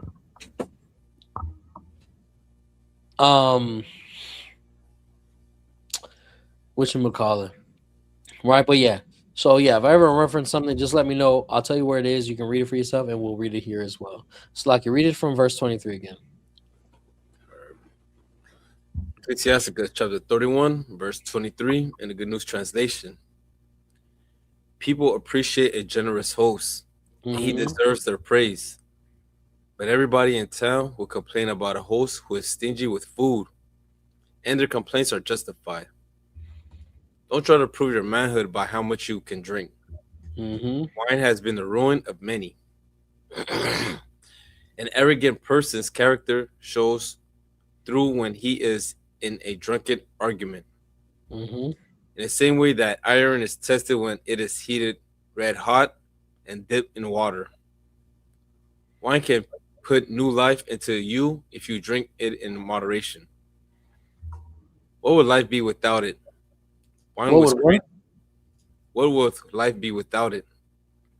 What would life be without it? Right?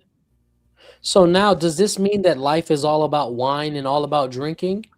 No, that's why we got to read the whole thing. Remember earlier, I think it literally said, it said be moderate in everything you do, and you will never get sick, right? So when you're drinking, drink in moderation, right? It says wine was created to make us happy. That's a fact. When you read in Deuteronomy 14 about turning tithes into money and then going to buy whatever your heart desires, and one of those things is wine, another one of those things is strong drink. You understand? And notice verse 28, if you drink it in moderation and at the right time, it can lift your spirits and make you cheerful. That's why a lot of times when brothers and sisters, they're drinking to forget sorrow, right? It can bring the worst out of a person. When you're drinking for negative effect, that's what it'll bring. That's what you're looking for. Right? Salaki, if you don't mind, start from verse 25 again, please. All right. Ecclesiasticus chapter 31, verse 25. Don't try to prove your manhood by how much you can drink. Wine has been the ruin of many. An arrogant person's character shows through when he is drunk in argument. In the same way that iron is tested when it is heated red hot and then dipped in water. Wine can put new life into you. Wine can put new life into you if you drink it in moderation. What would life be without it? Wine was created to make us happy. If you drink it in moderation and at the right time, it can lift your spirits and make you cheerful. But if you drink it, so like when you drink when you are angry and upset, it leads to headaches, embarrassment, and disgrace. A drunken fool can lose his temper and hurt himself. His drinking makes him weak and easy target for angry blows. Never rebuke a person when you have both been drinking. Don't hurt his feelings while he is having a good time. It's not the time to criticize anyone or ask him to pay back a debt. You see that? That also gives credence to Ecclesiastes chapter 3, verse 1. There's a time and a place for everything. Notice what it said, that if you both have been drinking, pointing the finger that's not the time for that. Right? You don't want to damper the mood.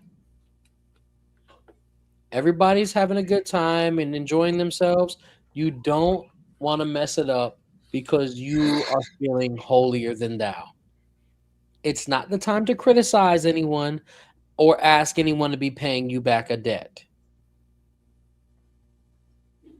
There's a time and there's a place for everything, right? Before we get into the footnotes here, I want to go back a little bit for this whole like the behavior at dinner parties, right? Um, I'm gonna get you some precepts right quick, right?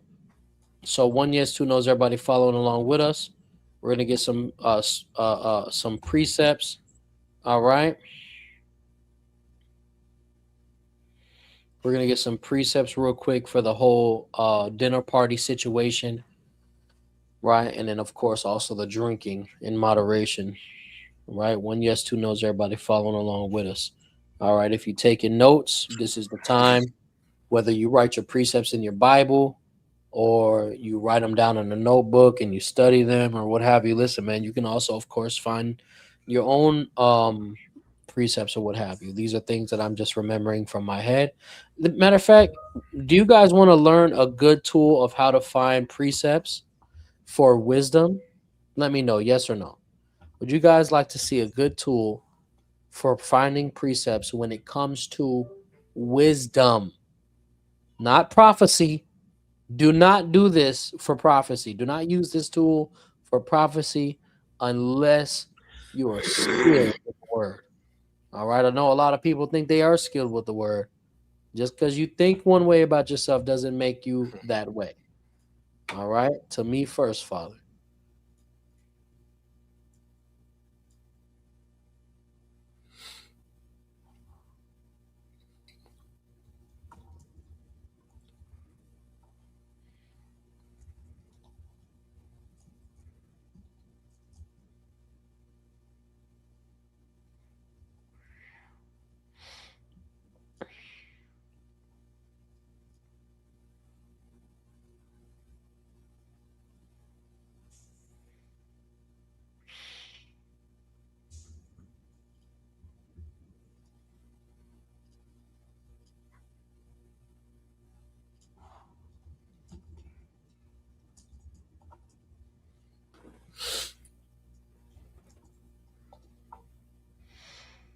All right. So I'm going to show you guys something real quick. A good way to find precepts concerning wisdom is this right here in Blue Letter Bible. Most Bible apps have this. Most Bible apps have this. You don't have to use the Blue Letter Bible. You can use Bible Hub. You can use Bible Gateway, stuff like that. And for the most part, they do also tend to give you different options. But there's this cross-reference tool right here. This cross-reference tool. It'll take particular phraseology and context and compare it to correlating verses, right? So here for verse 1 in the KJV, and notice the Blue Letter Bible pulls both translations, the KJV and the NLT, and it correlates it to Genesis 43 and 32, and then also Jude chapter 1 verse 12, right?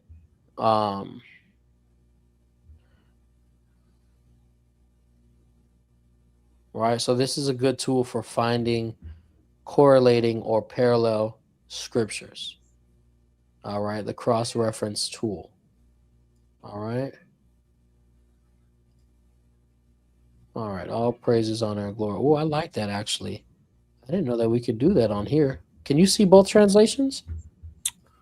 Oh, it's a little small though, huh? Yeah.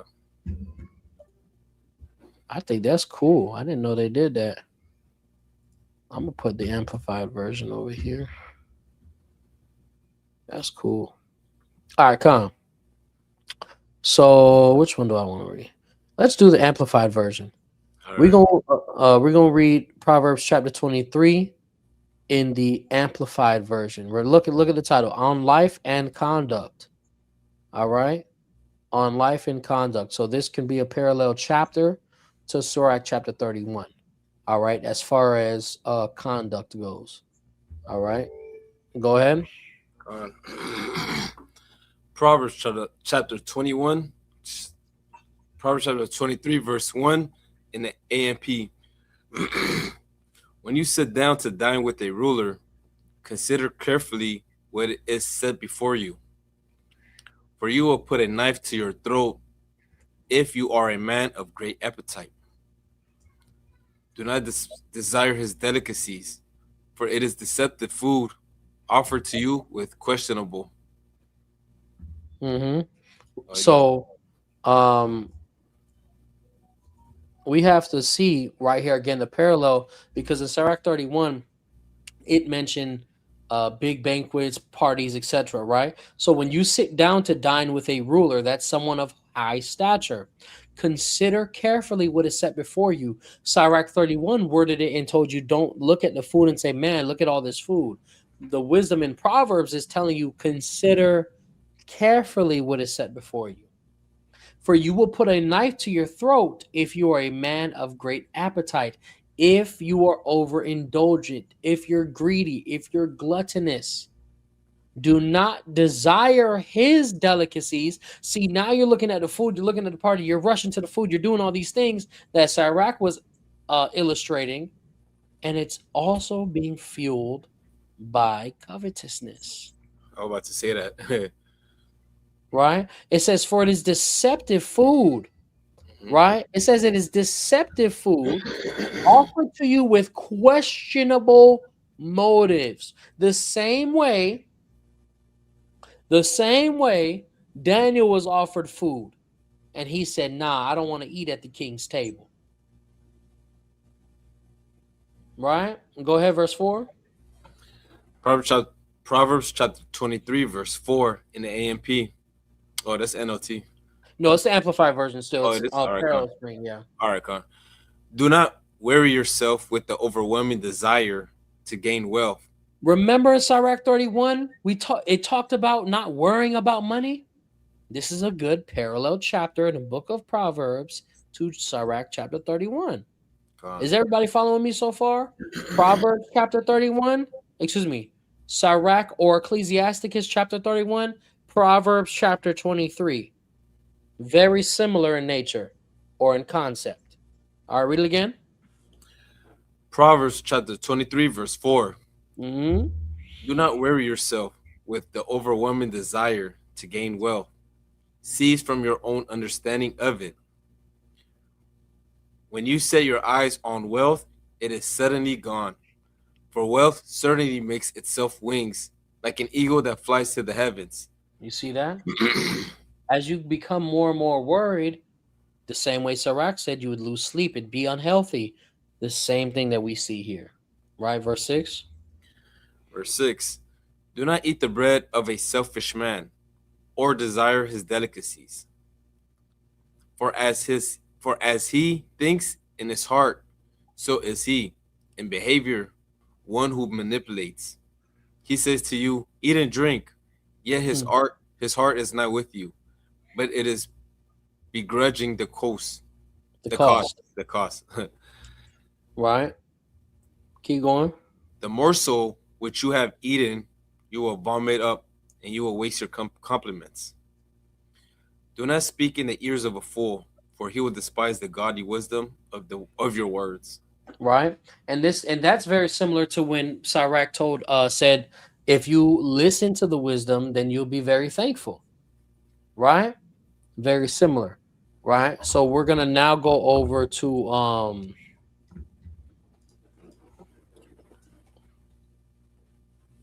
let me see.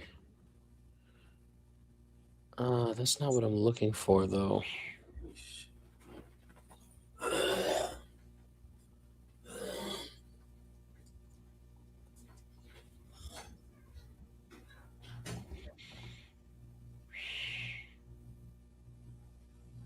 Oh wow, it is in this chapter.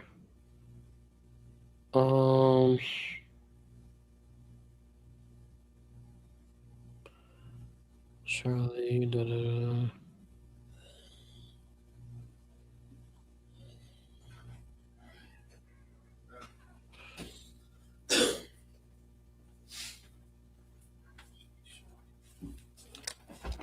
Okay. So we're gonna jump down to verse 29 in the same chapter. Proverbs chapter 23, verse 29. Who has woe Who has sorrow? Who has strife? Who has complaining?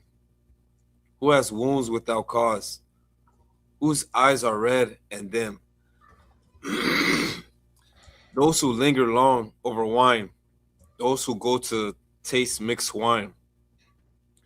Do not look at wine when it is red, when it Mm-hmm. sparkles in a glass. Just scroll So down. now, notice those questions that are being asked. Who has woe? Who has sorrow? Who has strife? Who has complaining? All of these things. Who has wounds without cause? Whose eyes are red and dim? Those who linger over wine. Those who go to taste mixed wine. Those who are getting profusely drunk. Right? Those who are out of moderation. Right? Salaki, keep going. Proverbs chapter 23, verse 31. Do not look at wine when it is red, when it sparkles in the glass, when it goes down smoothly. At the last, it bites like a serpent. It what? It bites like a serpent, Mm-hmm. and it stings like a viper. Your drunken eyes will see strange things, and your mind will utter perverse things, untrue things. So now your mind will see perverse things, right? And the things that you utter also, we have to be able to see how this takes control of us when we get drunk profusely. It says that it bites like a serpent. You'll see strange things, and your mind will utter perverse things, untrue things, twisted things, right? Go ahead. And when it bites like a serpent, I've seen it like it'll catch you when you least expect it. you know, Exactly. like you wouldn't even know it Exactly. hit you when you just now all of a sudden just drunk out of nowhere. Proverbs chapter 23, verse 34. And you will be as unsteady as one who lies down in the middle of the sea, and as vulnerable to disaster as one who lies down on the top of a ship's mast, saying, they struck me, but I was not hurt. They beat me, but I did not feel it. When will I wake up? I will seek more wine. Salakia.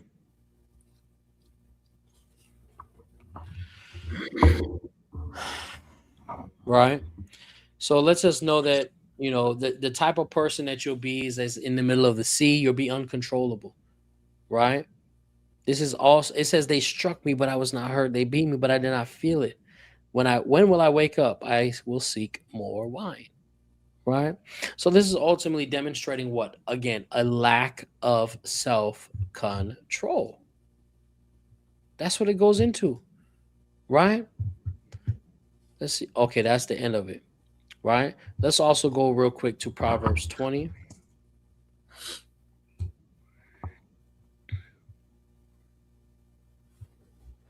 We're gonna do the AMP. I'm gonna take this parallel thing off.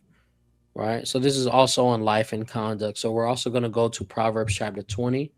One yes, two note, everybody following along. One yes, two note, everybody following along. Right. Shout out Chief Sister Ramonica Wade, Yahweh Al Shabakatah, Wat the Water, for your generous, your continuous, and your love and support, keeping that $5 drive alive. Praise the Lord. Right. Go ahead. God. Proverbs chapter 20, verse 1 in the AMP. Wine is a mocker. Strong drink is a riotous brawler. And whoever is intoxicated by it, it is not wise. The terror of a king is like the roaring of a lion. Whoever provokes him to anger forfeits his own life. It is an honor for a man to keep away from strife by handling situations with thoughtfully foresight. With thoughtful foresight. But any fool would start a quarrel without regard of the consequences. Right. So this is good to understand the fact of again self-control, dealing with wine, etc. And then also verse 3 says, it is an honor for a man to keep away from strife by handling situations with thoughtful foresight. Somewhere else in Proverbs, it says that a wise man foreseeth the evil and avoids it, right? So this all goes into, self-control, proper life conduct, and ultimately building self-respect. That's all. It's always going to tie back into that, guys. That's going to be a term. That's always going to be a term that you guys hear us use continuously, right? With continuity, and by the grace, mercy, strength, and love of God, be able to tie everything back to it, because that's what we need to reach in order to be in the kingdom, right? So these are some, going back to Sirach 31 before we close out. These are some of the footnotes in Sirach chapter 31, right? The first footnote was in verse 2. It says the Hebrew says worrying about business, whereas the Greek says sleepless worry. So in verse 2, hold on. Verse 2, it says worrying about business, and then so the Greek would be rendered sleepless worry will keep you from sleeping, right? Going to the next footnote, Sirach 31 and 5, the Hebrew says have and sin, and then the Greek says will destroy him. So in verse 5, no one who loves money can be judged innocent. His efforts to get rich have led him into sin, and the Greek says has destroyed him, right? Not too different there. Verse 13, the Hebrew in Sirach 31 and 13, Hebrew says so often, the Greek says on every face. So let's go to verse 13. It says, it is impolite to have a greedy eye. Remember that nothing in creation is greedier than the eye. That is why it sheds tears so often or on everyone's face. Again, not too different there, right? Verse 21, it says, go off and vomit. Some manuscripts have get up in the middle of the meal, right? So that's really not too different. That's when you overeat, right? Verse 22, Hebrew says moderate. The Greek says industrious. Not really too different there. Verse 29, when it says the Hebrew, when you are in disgrace, the Greek, too much, it leads to bitterness, offense, and stumbling. So really not too much difference there, but these are just, again, differentiations between the Hebrew, the Greek, and other potential manuscripts like the Latin Vulgate, etc. Right? But that does conclude the Torah class, the wisdom portion. All praises, all honor, all glory to Yahweh Shemi Shai. Definitely appreciate each and every one of y'all being here, joining us today. If you're watching it on live, if you're watching this on the replay and you have any questions, comments, feel free to drop them in the comment section below. Also, listen, man, again, join us on Discord. The Discord's free, in case anybody was wondering. The Discord is free, in case anyone is wondering. All right, and then also we got the Clubhouse. All right, make sure you join us on Discord and Clubhouse. Both are free. All right, all praises, honor, and glory to the Most High. Make sure you guys are still praying for your people, praying for your land, and praying for your people. Make sure you're still praying for physical, mental, spiritual, emotional, agricultural, and financial health with stability, and make sure you are only doing so by Hashem HaMashiach Yahawashi. All right. Also, ladies and gentlemen, remember Passover 2026. Passover 2026. All right. We are inviting you, encouraging you, join us for a sacred evening of remembrance and fellowship, Tuesday, March 31st, 2026, 7 p.m. in South Florida. All right, being hosted by Servants of Yahweh Ministries Incorporated. RSVP is required. Contact us as soon as possible. You can contact the admin phone 786-771-0114, 786-771-0114, or send an email using admin@servyhwh.info. That is ADMIN at servyhwh.info. The entry donation is $50 per person for anyone who is the age 13 or higher. The entry donation is $50 per person for individuals 13 or older. Anyone who is ages 12 and under would be free. If you have a household as a man, people who are under your name, and you have a household of 8 or more, that would require a table at $300. All right. This flyer, this invitation is on social media. Connect with us on Facebook, connect with us on Instagram, etc. And of course, we would love to see you there. All right. Without any further ado, ladies and gentlemen, again, we appreciate you. We love you. We hope the Most High God continues to give you a restful Sabbath or a peaceful Sabbath.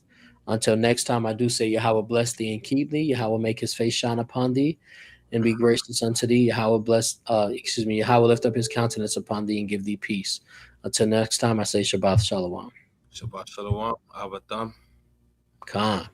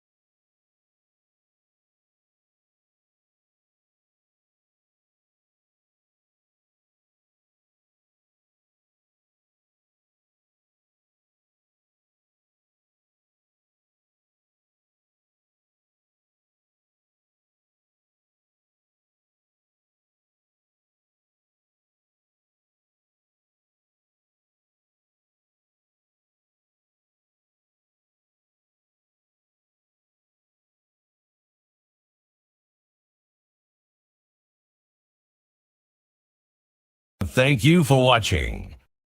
Like, share, and subscribe now. All praises to the Most High.